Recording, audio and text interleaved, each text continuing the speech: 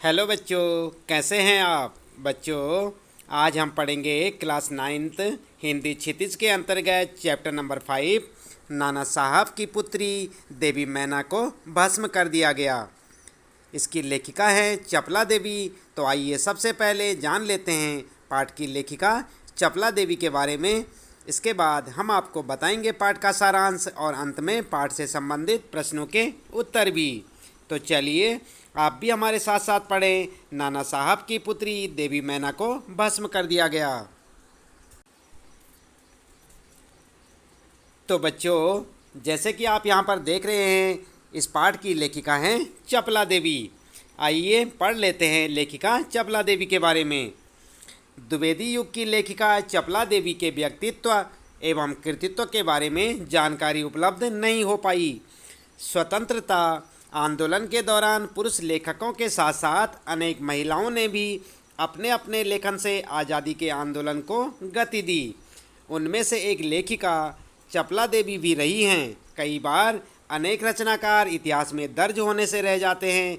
चपला देवी भी उन्हीं में से एक है। तो कुल मिलाकर बच्चों, आप समझ गए होंगे कि चपला देवी के बारे में अत्यधिक जानकारी उपलब्ध नहीं है।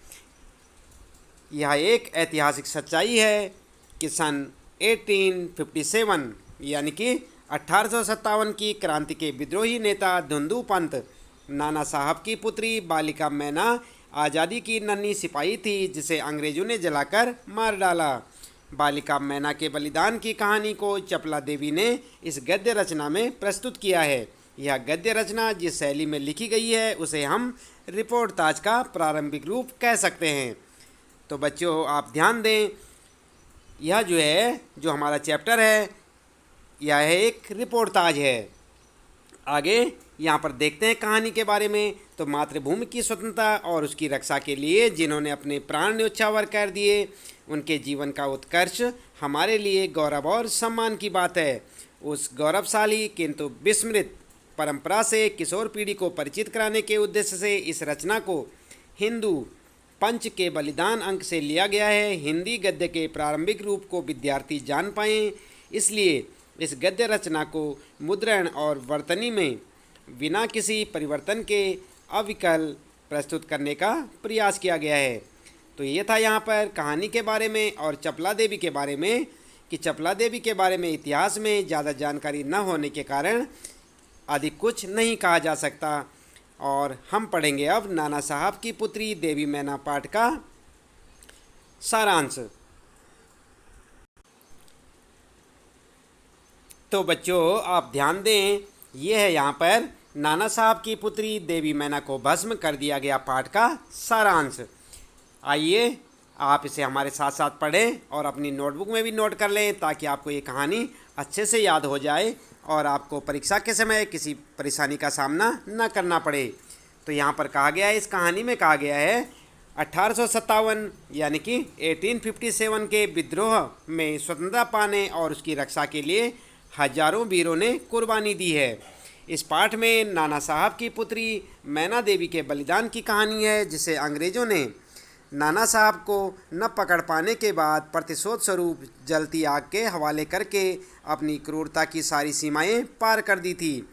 अंग्रेज़ों का अपने ही सेनापति से विश्वास उठ चुका था, जिसके बारे में अंग्रेजी समाचार पत्रों ने लिखा था। भारतीय समाचार पत्रों ने अंग्रेज़ों के इस कुकृत्य की निंदा की। इस पाठ के माध्यम से युवाओं को वीर वीरांगनाओं के बलिदान से अवगत कराया गया है। सन 1857 यानी कि 1857 स्वतंत्रता प्राप्ति के लिए अंग्रेजी सेना के विरुद्ध भारतीयों का विद्रोह असफल हो गया। अंग्रेज़ों को विद्रोही नेता नाना साहब ने खूब क्षति पहुंचाई, पर कानपुर में विद्रोह की असफलता के कारण उन्हें भागना पड़ा। वे जल्दी में अपनी पुत्री मैना देवी को अपने साथ न ले जा सके, जिसे विद्रोह दमन के उपरांत अंग्रेज़ों ने अग्नि में भस्म कर दिया।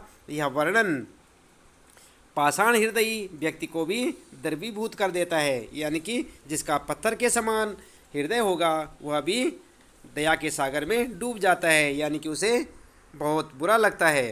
कानपुर में भीषण हत्याकांड करने के बाद अंग्रेजी सेना ने बिठूर में नाना के महल में खूब लूटपाट की, पर वहाँ ज़्यादा संपत्ति उनके हाथ न लगी। अंग्रेज़ों ने वहाँ नाना को न पाकर उनका महल तोपों से उड़ाने का निश्चय किया। मकान को नष्ट होने की आशंका से नाना की पुत्री मैना बरामदे में आई। उसने अंग्रेज़ सेनापति से उस मकान को नष्ट न करने का अनुरोध किया। सेनापति ने बताया कि उसे नाना से संबंधित सभी वस्तुएं नष्ट करने का निर्देश है, अतः उसे यह मकान नष्ट करना ही होगा। अपना अनुरोध विफल होता देख नाना साहब की पुत्री मैना ने अंग्रेज़ सेनापति को बताया कि मैं आपकी दिवंगत पुत्री यानी कि जो मर चुकी थी उस पुत्री मेरी की सहेली हूँ। तो यहाँ पर बच्चों आप ध्यान दें, जो नाना साहब की पुत्री देवी मैना थी उसने क्या कहा, जो सेनापति वहाँ पर जो है मकान को नष्ट करने के लिए या नाना साहब के महल को नष्ट करने के लिए जो सेनापति आया था उसको क्या बताया कि मैं आपकी पुत्री की सहेली हूँ, आपकी पुत्री मैरी की सहेली हूँ। उस सेनापति की पुत्री का नाम क्या था, मैरी, और ये जो देवी मैना थी ये क्या थी, उसकी सहेली थी। उस समय आप भी यहाँ आते जाते थे। आपकी दिवंगत पुत्री, जो कि दिवंगत का मतलब होता है बच्चों जो मर चुका हो या जो अब संसार में ना हो, आपकी दिवंगत पुत्री मैरी का लिखा एक पत्र अब भी मेरे पास है। तो यहाँ पर जो है मैना बताती है उस सेनापति को कि जो आपकी पुत्री ने मुझे पत्र लिखा था वह आज भी मेरे पास है। यह सुनकर हे ने पहचान लिया कि यह नाना साहब की पुत्री मैना है। जनरल हे ने कहा कि ब्रिटिश सरकार की आज्ञा को वह टाल नहीं सकते हैं। हाँ, इस मकान की रक्षा के लिए अवश्य प्रयास करेंगे। उसी समय वहाँ प्रधान सेनापति जनरल अटरम आ गया और उसने अब तक नाना का महल न गिराने का कारण पूछा। जनरल हे ने अटरम से वह मकान बचा लेने का अनुरोध किया। अटरम ने इसे असंभव बताया और कहा कि गवर्नर जनरल की अनुमति के बिना यह संभव नहीं है। हे ने उस मकान को बचाने का आशय संबंधी पत्र गवर्नर जनरल के पास भिजवा दिया। अटरम का मकान गिराने तथा मैना की गिरफ्तारी की इच्छा जानकर हे वहाँ से चला गया। इसके बाद अंग्रेज़ सैनिकों ने महल का फाटक तोड़कर महल में लूटपाट की और मैना को ढूंढा, परंतु ये मैना को नहीं पा सके। शाम के समय तक लॉर्ड कैनिंग द्वारा भेजा गया जवाब आ गया कि नाना का प्रत्येक स्मृति चिन्ह तक मिटा दिया जाए। इसके बाद घंटे भर में तोप के गोलों से महल को ध्वस्त कर दिया गया। ब्रिटेन से निकलने वाले टाइम्स पत्र में एक लेख छपा। उसमें लिखा था कि कानपुर में भीषण हत्याकांड करने वाले नाना से बदला लिया जाना चाहिए। उस पर दया दिखाना हास्यास्पद है।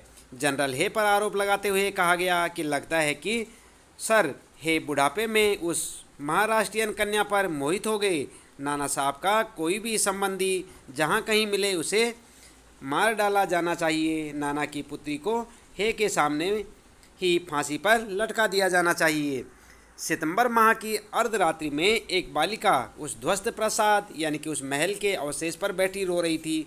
पास में ठहरी अटरम की सेना के कुछ सैनिक वहां आए गए। वह रोने के अलावा किसी बात का जवाब नहीं दे रही थी। उसी समय जनरल अटरम वहां आया। उसने मैना को पहचान लिया और मैना को गिरफ्तार कर लिया। मैना ने उससे कुछ देर का समय मांगा, पर पाषाण हृदय अटरम ने अनुमति ना दी और कैद करके कानपुर के किले में लाकर बंद कर दिया। महाराष्ट्रियन इतिहासकार महादेव ने अपने बाखर समाचार पत्र में लिखा, कल कानपुर के किले में भीषण हत्याकांड हो गया। नाना की पुत्री मैना को धधकती आग में जलाकर भस्म कर दिया गया। उस अनुपम बालिका को जलता देख सबने देवी समझकर उसे प्रणाम किया। तो बच्चों ये था यहाँ पर इस पाठ का सारांश, जो कि हमने आपको यहाँ पर पढ़ के सुनाया और आपको दिखाया भी। उम्मीद है कि आपको अच्छे से समझ आया होगा और आप इसे अपनी नोटबुक में नोट करें ताकि आपको किसी भी प्रश्न का जवाब बड़ी आसानी से मिल जाए। तो आइए इसके बाद जान लेते हैं इस पाठ से संबंधित प्रश्नों के उत्तर भी। तो बच्चों आप ध्यान दें, यह है आपके चैप्टर नंबर 5 नाना साहब की पुत्री देवी मैना को भस्म कर दिया गया पाठ से संबंधित प्रश्नों के उत्तर। तो पहला प्रश्न है आपके लिए, बालिका मैना ने सेनापति हे को कौन कौन से तर्क देकर महल की रक्षा के लिए प्रेरित किया। आप उत्तर लिखेंगे, बालिका मैना ने सेनापति हे को निम्नलिखित तर्क देकर महल की रक्षा के लिए प्रेरित किया। नंबर 1, उसने कहा इस जड़ पदार्थ मकान ने अंग्रेजों को कुछ नहीं बिगाड़ा है, यानी कि अंग्रेजों का कुछ नहीं बिगाड़ा है। आप यहाँ पर लिखेंगे का। यहाँ पर इस जड़ पदार्थ मकान ने अंग्रेजों का कुछ नहीं बिगाड़ा है। यहाँ पर लिखेंगे आप अंग्रेजों का कुछ नहीं बिगाड़ा है। नंबर 2 है आपके लिए। दूसरा तर्क है उसके पिता को मकान होने के कारण यह मकान उसे अत्यंत प्रिय है। यानी कि यहाँ पर आप लिखेंगे उसके पिता का मकान होने के कारण यह मकान उसे अत्यंत प्रिय है। और नंबर 3 बात उसने कही, अंग्रेज़ों के विरुद्ध शस्त्र उठाने वाले को आप सजा दीजिए। और चौथी बात उसने कही, आपकी पुत्री और मैं साथ साथ खेलती थी, तब आप भी यहाँ आया जाया करते थे। और पांचवा तर्क दिया उसने, आपकी पुत्री की एक चिट्ठी अब तक मेरे पास पड़ी हुई है, यानी कि मेरे पास है। इस प्रकार से मैना ने अपने उस मकान को बचाने के लिए या नाना साहब के महल की रक्षा के लिए सेनापति को निम्नलिखित तर्क दिए, जो कि आप यहाँ पर देख सकते हैं। नंबर 1, 2, 3, 4, 5 ये आपका उत्तर होगा। इसके बाद अगला प्रश्न आपका दूसरा प्रश्न है कि मैना जड़ पदार्थ मकान को बचाना चाहती थी पर अंग्रेज उसे नष्ट करना चाहते थे, क्यों? तो यहाँ पर आप उत्तर लिखेंगे, मैना उसी राजमहल में पली बड़ी थी, उसी में उसकी बचपन की, पिता की, परिवार की यादें समाई हुई थी, इसलिए वह जड़ मकान उसके लिए भरी पूरी ज़िंदगी के समान था। वह उसके जीवन का भी सहारा हो सकता था, इसलिए वह उसे बचाना चाहती थी। अंग्रेज़ों के लिए वह राजमहल उनके दुश्मन नाना साहब की निशानी थी। वे उनकी हर निशानी को मिट्टी में मिला देना चाहते थे ताकि देश में फिर से कोई अंग्रेज़ों के विरुद्ध आवाज़ ना उठाए। इसके बाद बच्चों तीसरा प्रश्न आपके पास, सर टॉमस है के मैना पर दया भाव के क्या कारण थे? तो आप उत्तर लिखेंगे, सर टॉमस है के मैना पर दया भाव दिखाने के निम्नलिखित कारण थे। क्या कारण थे ये आपके सामने है यहाँ पर। नंबर 1, 1857 के विद्रोह से पहले टॉमस है नाना साहब के घर आया जाया करते थे। नंबर 2, मैना उसकी दिवंगत पुत्री मैरी की घनिष्ठ सहेली थी। यहाँ पर आप ध्यान दें, यह उस सेनापति की लड़की का नाम है मैरी, इसे आप मेरी ना पढ़ें, मैरी है, ये मैरी की घनिष्ठ सहेली थी। और नंबर 3, मैना के पास मैरी की चिट्ठी होने की बात सुनकर हे भावुक हो गए थे। और नंबर 4, टॉमस हे मैना को अपनी पुत्री के समान ही प्यार करते थे। इस प्रकार आप उत्तर लिखेंगे। इसके बाद है चौथा प्रश्न आपके लिए, मैना की अंतिम इच्छा थी कि वह उस प्रसाद, यानी कि जो महल को कहते हैं बच्चों, आप ध्यान दें, यहाँ पर प्रसाद का मतलब होता है महल। तो यहाँ पर जो प्रश्न आपके लिए कि मैना की अंतिम इच्छा थी कि वह उस प्रसाद के ढेर पर बैठकर जी भरकर रो ले, लेकिन पाषाण हृदय यानी कि पत्थर के समान जिसका हृदय होता है वाले जनरल ने किस भय से उसकी इच्छा पूर्ण न होने दी?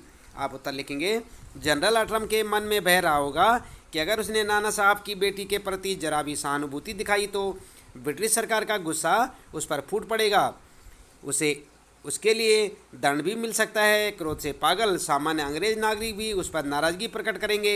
इस कारण उसने मैना की यह छोटी सी इच्छा भी पूरी न होने दी। इसके बाद 5वां प्रश्न आपके लिए, बालिका मैना के चरित्र की कौन कौन सी विशेषताएं आप अपनाना चाहेंगे और क्यों? उत्तर लिखेंगे आप, बालिका मैना के चरित्र की निम्नलिखित विशेषताएं अपनाना चाहूँगा या चाहूँगी। लड़कियाँ चाहूँगी लिखेंगे, लड़के चाहूँगा। तो यहाँ पर जो है विशेषताएं हैं, यहाँ पर पहली विशेषता है उसकी देश प्रेम की भावना। मैना में देश प्रेम तथा देशभक्ति की भावना भरी थी, वह देश पर जान न्यौछावर करने को तैयार थी। नंबर 2, निडरता, यानी कि वह डरती नहीं थी। मैना निडर थी, महल ध्वस्त होने के बाद भी अंग्रेज सैनिकों के बीच निडर बनी रही। वह अंग्रेजी सेना से भयभीत होकर छिपकर अन्यत्र नहीं गई। तो इस प्रकार से आप लिखेंगे। और नंबर 3 बात लिखेंगे आप उसकी विशेषता, मैना की विशेषता साहसी।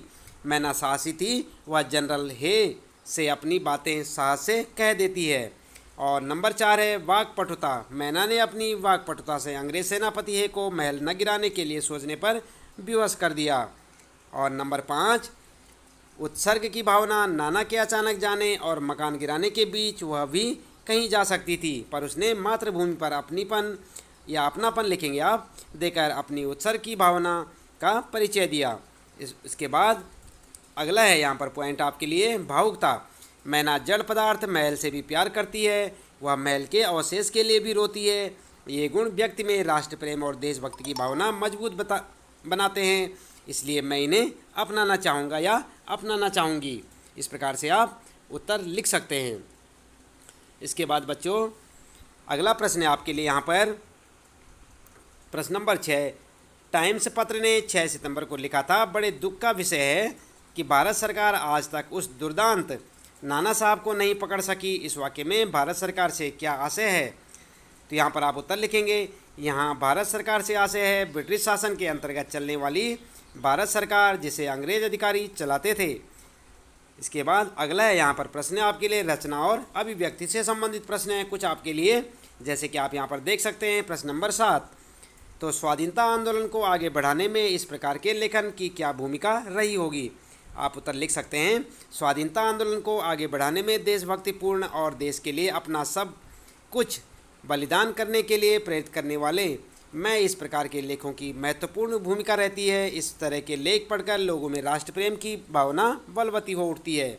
तो आप ध्यान दें, यहाँ पर क्या लिखेंगे आप? देश के लिए अपना सब नहीं लिखेंगे आप, सब कुछ बलिदान करने के लिए प्रेरित करने वाले, और यहाँ पर इसको मैं ना लिखें, करने वाले इस प्रकार के लेखों की महत्वपूर्ण भूमिका रहती है।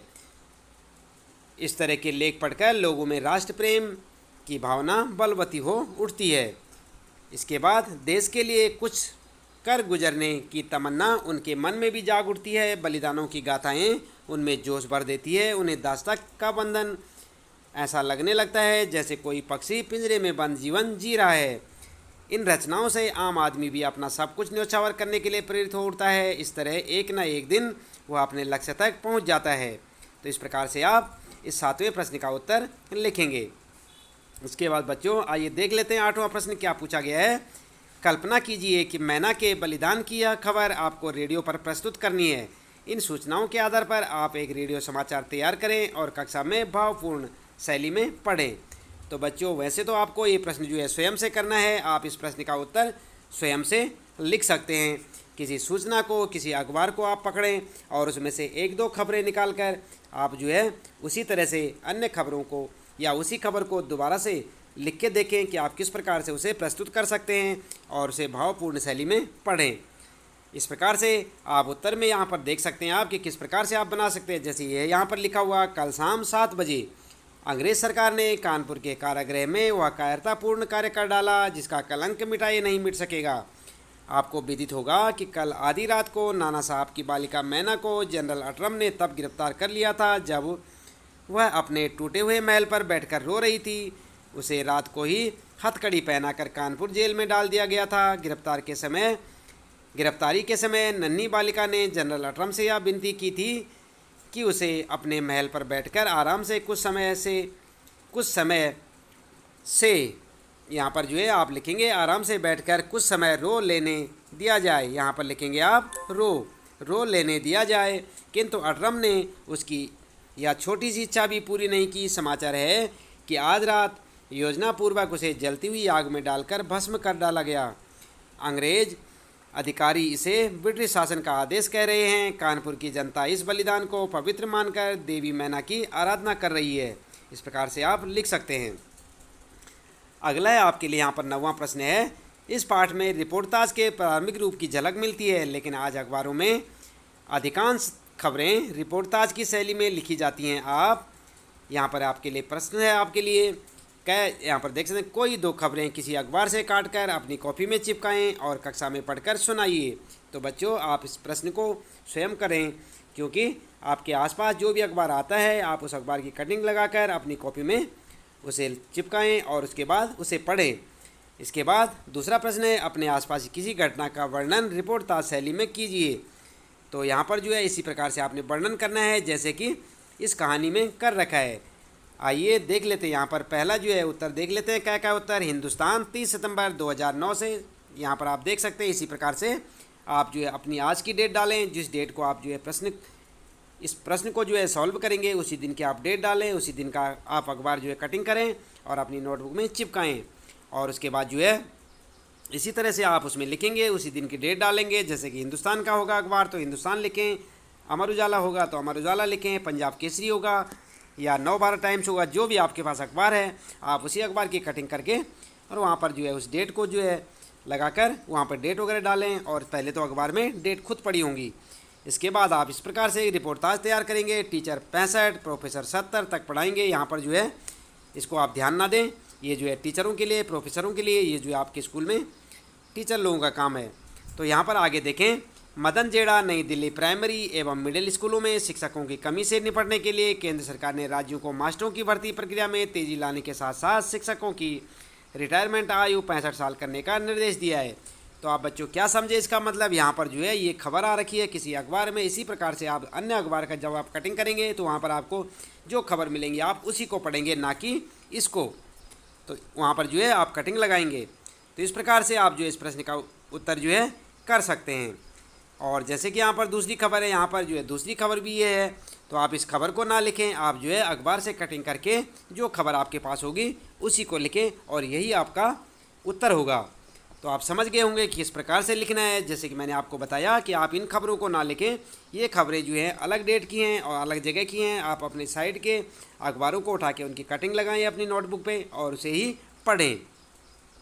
इसके बाद बच्चों यहाँ पर जो है इसके साथ ही जो है अगला है, यहाँ पर ख वाला है। कल रात अक्षरधाम फ्लाईओवर के पास एक कार डिवाइडर से टकरा गई जिसमें 2 लोग मामूली तौर से और एक गंभीर रूप से घायल हो गए। इनमें से 2 प्राथमिक उपचार के बाद छुट्टी दे दी गई। तो आप देख रहे हैं यहाँ पर, तो ये भी जो है इसी प्रकार की खबरें हैं जो कि आप अपने इलाके से अपने अखबार से कटिंग करके लगाएंगे। तो आपका उत्तर बनता चला जाएगा। आपको इन खबरों को नहीं लगाना है, आप जो है अपने हिसाब से खबर लगाएं। इसके बाद जो है 10वां प्रश्न है, यहाँ पर आप किसी ऐसे बालक बालिका के बारे में एक अनुच्छेद लिखिए जिसने कोई बहादुरी का काम किया हो। तो यहाँ पर भी बच्चों आप क्या करेंगे, आप ध्यान दें, प्रश्न को सबसे पहले समझ लें। आपके इलाके में, आपके क्षेत्र में कोई ऐसा बालक या बालिका हो, आपकी क्लास में हो, आपकी कक्षा में, तो आप उसके बारे में लिख सकते हैं। और ज़रूरी नहीं कि आपने जो है इसी प्रकार से उत्तर लिखना है। जैसे कि यहाँ पर लिखा हुआ है, अगर आपको जो है कुछ नहीं मिलता है उत्तर लिखने के लिए, कोई ऐसा आपकी नज़र में नहीं है, तब आप उत्तर को इस प्रकार भी लिख सकते हैं। जैसे कि उत्तर लिखेंगे आप, हमारा देश पहले भी वीरांगनाओं के लिए प्रसिद्ध रहा है, ऐसे में आज की किशोरियाँ भला कहाँ पीछे रहने वाली हैं। उनके साहस और वीरता के किस्से आए दिन देखने और पढ़ने को मिल जाते हैं। ऐसी एक बहादुर लड़की ने अपनी जान पर खेलकर 3 लड़कियों को डूबने से बचाया। किस्सा भीलों के मोहल्ला, जिला टोंक, राजस्थान का है। 23 जून 2008 को 15 वर्षीय हिना कुरैशी व उसकी सहेलियाँ एक तालाब की सीढ़ियों पर कपड़े धो रही थी। अचानक प्रीति 10 फुट गहरे तालाब में जा गिरी। यह देखकर कीर्ति ने बहन की मदद के लिए अपना हाथ आगे बढ़ाया, परंतु संतुलन बिगड़ने के कारण वह तालाब में जा गिरी। दोनों की मदद के लिए वहां स्नान कर रही 11 वर्षीय गुलफ्सा उन्हें बचाने के लिए दौड़ी। हड़बड़ी में उसका पैर फिसला, वह भी पानी में जा गिरी। तीनों को ही तैरना नहीं आता था। तीनों को पानी में डूबता देख हिना की सहेलियां मदद के लिए चिल्लाई। किसी को भी आते जाते न देख हिना ने तुरंत पानी में छलांग लगा दी। पहले उसने गुलफ्सा को बाहर निकाला, फिर कीर्ति व प्रीति को भी सुरक्षित बाहर निकाला। हिना के साहस की वजह से उस दिन 3 जिंदगियों को नया जीवन मिला। हिना की बहादुरी को सबने खूब सराहा। हिना को इस हिम्मत के लिए राष्ट्रीय वीरता पुरस्कार दिया गया। बच्चों, इससे सबक मिलता है कि हमें संकट के समय कभी भी हौसला नहीं खोना चाहिए और हमेशा दूसरों की मदद करनी चाहिए। तो बच्चों, इस प्रकार से आप भी अपनी कक्षा, अपने गांव, अपने शहर के बारे में, किसी बहादुर लड़की या लड़के के बारे में एक दूसरी रिपोर्ट तैयार कर सकते हैं। आप उसे उत्तर के रूप में यहाँ पर लिख सकते हैं। तो इसके साथ ही यहाँ पर आइए देख लेते हैं आगे जो प्रश्न है आपके पास। भाषा अध्ययन के प्रश्न है। 11वां प्रश्न आपके लिए, भाषा और वर्तनी का स्वरूप बदलता रहता है। इस पाठ में हिंदी गद्य का प्रारंभिक रूप व्यक्त हुआ है जो लगभग 75 यानी कि 75 से लेके 80 वर्ष पहले था। इस पाठ के किसी पसंदीदा अनुच्छेद को वर्तमान मानक हिंदी के रूप में लिखिए। तो यहाँ पर आप उत्तर लिख सकते हैं, सन 57 के सितंबर मास में अर्धरात्रि के समय चांदनी रात में एक बालिका स्वच्छ उज्जवल वस्त्र पहने हुए नाना साहब के भग्नाविष्ट प्रासाद के ढेर पर बैठी रो रही थी। पास में जनरल अटरम की सेना भी ठहरी थी। कुछ सैनिक रात्रि के समय रोने की आवाज़ सुनकर वहां गए। बालिका केवल रो रही थी, सैनिकों के प्रश्नों का कोई उत्तर नहीं देती थी। तो इस प्रकार से आप लिख सकते हैं इसका उत्तर। तो बच्चों, इसके साथ ही इस पाठ से संबंधित प्रश्नों के उत्तर यहाँ पर समाप्त होते हैं। और पाठ था आपका जो है, नाना साहब की पुत्री देवी मैना को भस्म कर दिया गया। इसकी लेखिका थी चपला देवी। उम्मीद है कि आपको ये प्रश्न उत्तर अच्छे से समझ आए होंगे। हर रोज़ इसी प्रकार आप अन्य पाठों के बारे में जानने के लिए, उनके प्रश्न उत्तर जानने के लिए आप चैनल को सब्सक्राइब अवश्य कर दें। और इस पाठ में बताए गए प्रश्न उत्तर और पाठ का सारांश यदि आपको पसंद आया हो, अच्छा लगा हो, तो वीडियो को लाइक करना ना भूलें।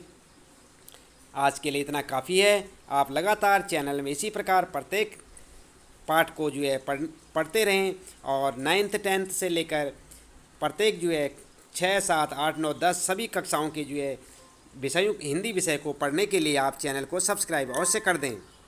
आज के लिए इतना काफ़ी है। आपका दिन शुभ हो।